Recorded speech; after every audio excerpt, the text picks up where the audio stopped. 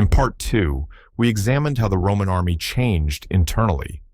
We saw how recruitment pressures, shifting loyalty, and repeated civil wars altered the relationship between the military and the state. In this episode, we turn outward. Because once the Roman army became focused on internal control and political stability, Rome's ability to manage its borders changed in fundamental ways. The question is not why Rome faced external pressure. Every empire does. The question is why Rome increasingly struggled to respond to that pressure effectively. Roman borders were never designed as simple walls meant to keep everyone out. They were systems made up of forts, roads, watchtowers, garrisons, supply depots, and local diplomacy. Their purpose was not absolute exclusion, but control. Roman frontier zones regulated movement of people, trade and taxation, military response times, and relationships with neighboring groups. As long as the army was well-positioned and mobile, this system worked. Frontier defense required predictable military deployment. Garrisons had to be consistently manned. Supply lines had to remain uninterrupted. Commanders needed long-term authority in their regions, but during the 3rd century, these conditions increasingly disappeared. Internal conflicts forced emperors to move troops rapidly across the empire, often pulling soldiers away from frontier regions to fight other Roman armies. This did not mean borders were abandoned. It meant they were thinned, stretched, and managed reactively. For soldiers stationed on the borders, conditions changed. Units became smaller, reinforcements arrived irregularly, commanders rotated more frequently, disrupting continuity. Frontier troops were still disciplined and capable, but they operated under greater uncertainty. At the same time, border communities, both Roman and non-Roman, adjusted their behavior accordingly. Groups beyond Rome's borders were not passive enemies waiting to invade. They traded with Rome. They served as auxiliary soldiers. They negotiated treaties and settled within imperial territory. But they also observed Roman behavior closely. When frontier defenses weakened or response times slowed, these groups adapted, sometimes through migration, sometimes through pressure, sometimes through raids meant to test Roman limits rather than destroy the empire.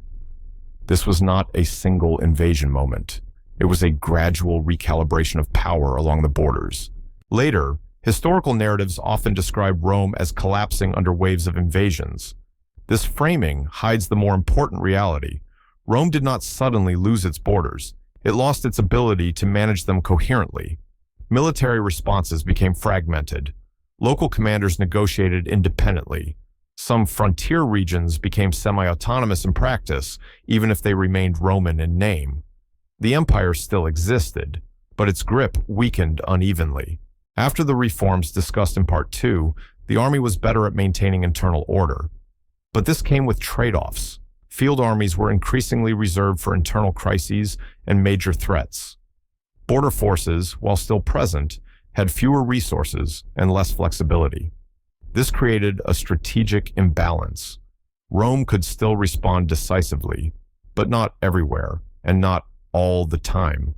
By the 4th century, many frontier regions functioned less like rigid borders and more like zones of negotiation.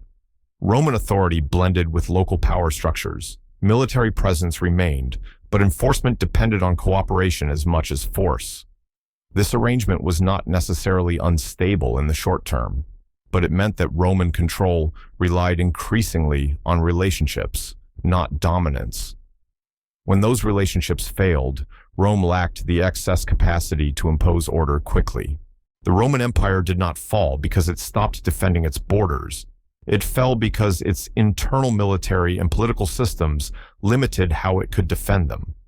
The army had become an instrument of control and stability within the empire, but that same transformation reduced Rome's ability to project consistent authority outward. External pressure did not cause collapse on its own. It interacted with long-term internal constraints. By the time Rome faced its most serious external challenges, it was already operating with reduced flexibility. The empire still had soldiers. It still had forts. It still had authority. What it lacked was margin for error. In the next part of this series, we will examine how these pressures played out in specific regions of the empire and why Rome survived longer in some areas than in others. That is the focus of Part 4.